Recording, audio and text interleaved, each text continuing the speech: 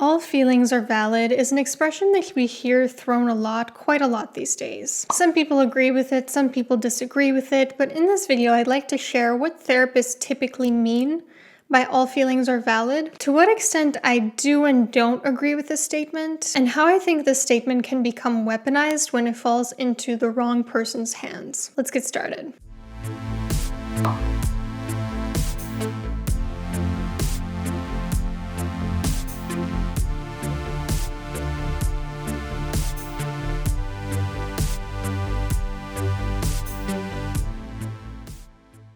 First of all, what do therapists mean when they say something like all feelings are valid? Typically means a few things. It means that feelings are all there to serve a function.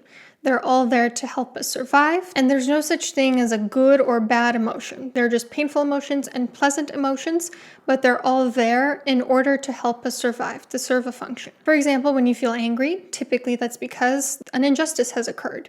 And so anger is supposed to motivate you to fix that injustice. Or when we feel anxiety, typically it's because there's some sort of threat or danger to us. So the anxiety is trying to get us out of harm's way. So in a sense, feelings are like messengers. They bring our awareness to something that needs our attention. For example, envy brings your awareness to something that you desire. Jealousy brings your awareness to maybe the fact that you don't feel very secure in your relationship. What therapists typically mean when they say all feelings are valid might better be described as saying there's no such thing as a good or bad emotion, all emotions just are. Or you shouldn't feel bad for having a specific emotion. Or you have a right to feel however you feel. Or no one has a right to invalidate your emotion. And in this context, what I mean by invalidate is no one has a right to imply that you don't have a right to feel the way that you do. Now, is the word valid really the best way to put it, though? No, I actually don't think it is. So I looked at the definition of valid very recently. Valid means having a sound basis in logic or fact, reasonable or cogent. And even the therapies that really emphasize the importance of validation, therapies like DBT, dialectical behavioral therapy, therapies which literally say that chronic invalidation can lead to things like borderline personality disorder. They don't actually operate under the assumption that all emotions have a sound basis in logic or fact. Allow me to explain. In DBT, in the emotion regulation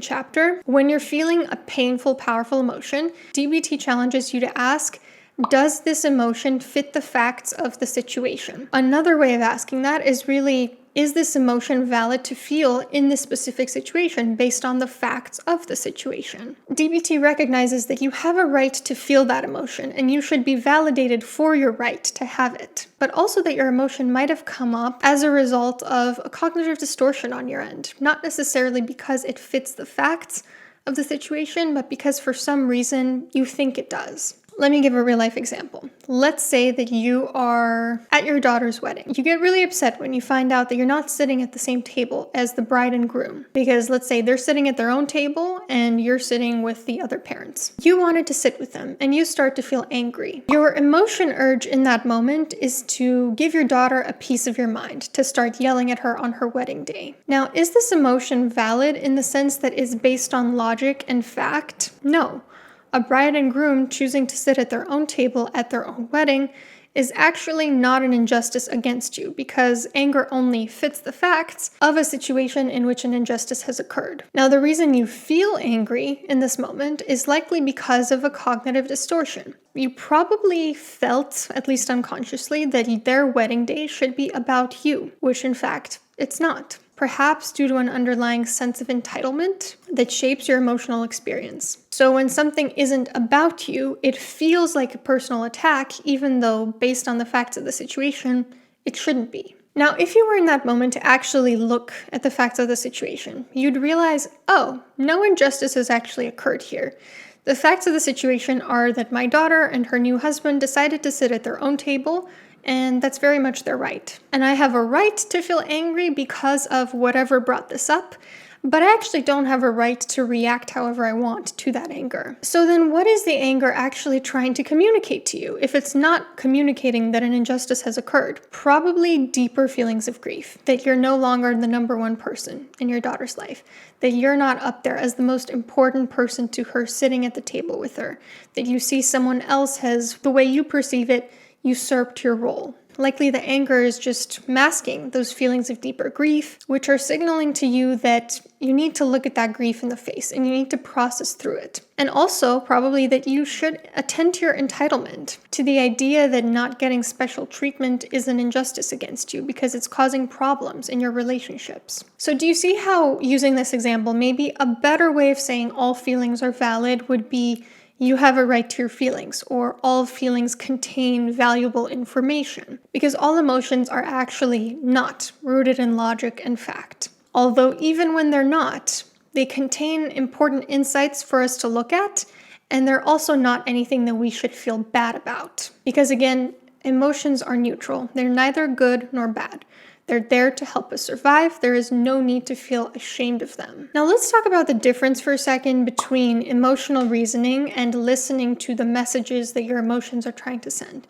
This is a question that I got on a video well over a year ago, and it's still something that I think about constantly because it was such a good question. The person who had commented had asked, if I treat my emotions like messengers, isn't that just a form of emotional reasoning? Now, if you're not familiar with what emotional reasoning is a cognitive process by which an individual concludes that their emotional reaction proves something is true despite contrary empirical evidence.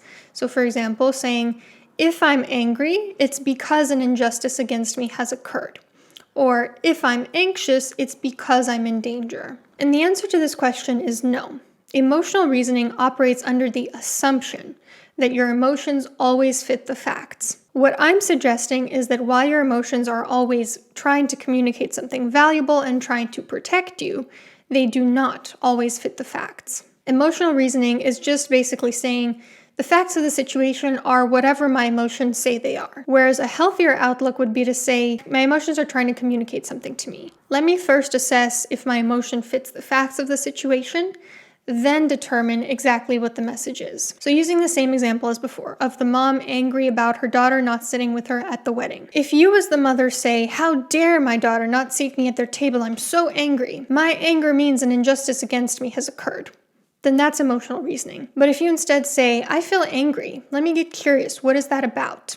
And then you get in touch with the underlying grief and the underlying entitlement. That's the true message of your emotions. And here's something else that we need to discuss.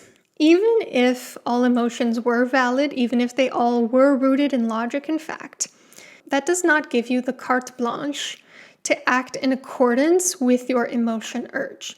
It does not give you the right to react to said emotion however you want. Manipulative people love the all emotions are valid phrase because it gives them permission to behave however they want without consequence. Because most people don't understand this crucial distinction when they say all emotions are valid. They don't understand that you have a right to all your emotions, but you actually don't have a right to act on those emotions in whatever way you want. And this is the part that so often gets weaponized by people. They've been validated for their emotions. And then they forget that to feel a certain way doesn't mean they have a right to act a certain way. And when we talk about emotion regulation, what we're really talking about is not changing the emotional experience for you. That shouldn't be the point because that's a type of emotional avoidance.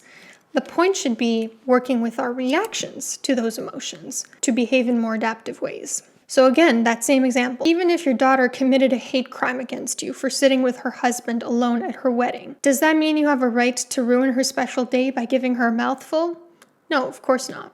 So always remember, you have a right to your feelings, but how you choose to express and or regulate said feelings should be a very conscious, intentional decision on your part. You don't have a right to act any way you want or to say anything you want just because you're having an emotional experience. And if you do decide to act inappropriately in response to your emotions, then do remember that other people still have a right to hold you accountable for that. Freedom to feel your emotions does not mean freedom from the consequences of how you acted while you were feeling those emotions. So with all that in mind, I'd like to react to a couple of things that I saw online. One of them I just think is a good discussion, and the other one honestly really concerned me. So starting with the former. This is a post on the subreddit DBT self-help. My biggest issue with DBT, validation versus changing negative emotions. Again, there right off the bat, there's no such thing as a negative emotion, but I digress. I want my emotions to be validated. I want to give myself the opportunity to do so. In DBT, they talk about changing the negative emotion.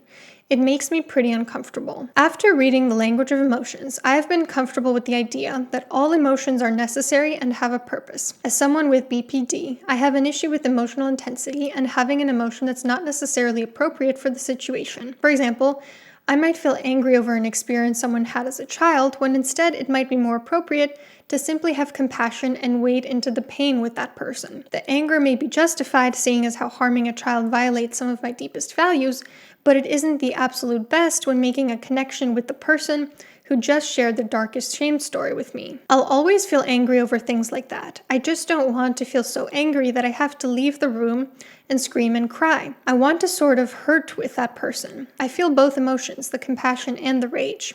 The rage overpowers the compassion, and I'd rather the compassion overpower the rage. I don't want to change the rage or exchange it for something else. What better way to validate someone than to feel what they're feeling in that moment? I'll be bringing this up with my private counselor the next time I see her. It's something that comes up every now and then during group.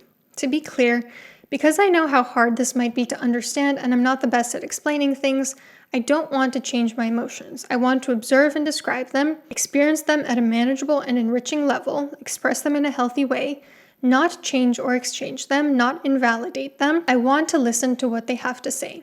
Thoughts? So this is a really interesting question, and I have a lot of thoughts. So in saying, as someone with BPD, I have an issue with emotional intensity and having an emotion that's not necessarily appropriate for the situation. How I would sort of translate this into my own language is, you're someone with BPD who often has emotions that don't fit the facts of the situation, that in that sense are not necessarily valid, in that they're not rooted in fact, but you still have a right to feel them, and they're still communicating something important. When this person says, I might feel angry over an experience someone had as a child when it might be more appropriate to simply have compassion, I really see this as the distinction between the emotion and the emotional response.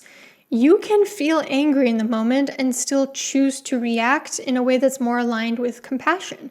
It absolutely is possible. I don't see this as a contradiction. You actually don't have to change the feeling of anger at all. If we were to say, what is the anger really trying to communicate here? Yes, anger does fit the facts in the situation in the sense that an injustice against someone has occurred. But anger is also typically a secondary emotion, meant to mask something deeper and more painful. And I wonder, obviously I don't know this person at all, but I wonder if maybe part of what's getting kicked up is relating to this person, because people with BPD often did experience being mistreated as kids. So is it possible that, for instance, the anger is not really anger, but is there to serve as a protective barrier between the deeper feelings of sorrow over what this person went through themselves?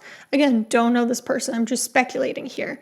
This is just one possible way of working through what is the anger trying to tell me. And another reason why I bring this up is that typically when we have a very strong reaction to something, what we might call a disproportionate reaction to something, it might be because something about that other person's experience has triggered something about our own experience. For example, I once had a really strong emotional reaction to a kitten that I had found in Romania. And when I was talking about it in therapy, my therapist had said, is it possible that you were relating to that kitten because of XYZ reason?